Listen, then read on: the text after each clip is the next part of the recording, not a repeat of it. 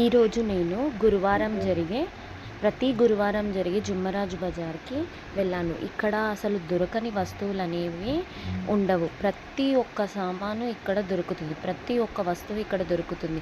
చిన్న పిల్లల బొమ్మలు కావచ్చు, బట్టలు కావచ్చు. ఇక్కడ చూడండి, మీకు కనిపిస్తున్నాయి స్కూల్ బ్యాగ్స్ కూడా ఉన్నాయి.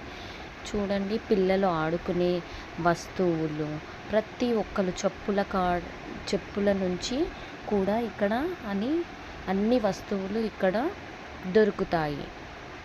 ఈ వీడియోలో మీకు ఏమేమి దొరుకుతున్నాయో చూపిస్తున్నాను. ఇవి చూడండి, ఇవి చిన్నపిల్లలు ఆడుకునే చిన్న బొమ్మలు. ఇంకా ప్రతి ఒక్క కిచెన్ గదిలో ఉపయోగించే పెద్ద పెద్ద గిన్నెలు, చిన్న చిన్న గిన్నెల కానుంచి చిన్న చిన్న వస్తువుల కానుంచి ఇక్కడ దొరుకుతుంది. స్టవ్, కుక్కర్లు, రైస్ కుక్కర్. ఇక్కడ మీరు గమనిస్తున్నారనుకుంటాను.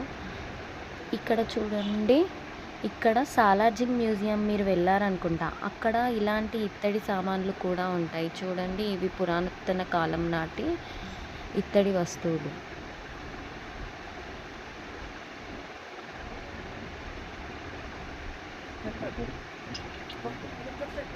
చిన్న చిన్న టిఫిన్ బాక్సెస్ కూడా దొరుకుతాయి. ఇంకా ఇక్కడ చూడండి, చెప్పులు.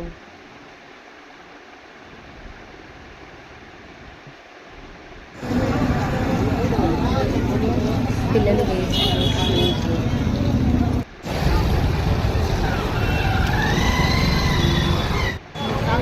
చూశారనుకుంటాను. ప్రతి గురువారం బజార్కి ఒకసారి మీకు అర్థమవుతుంది.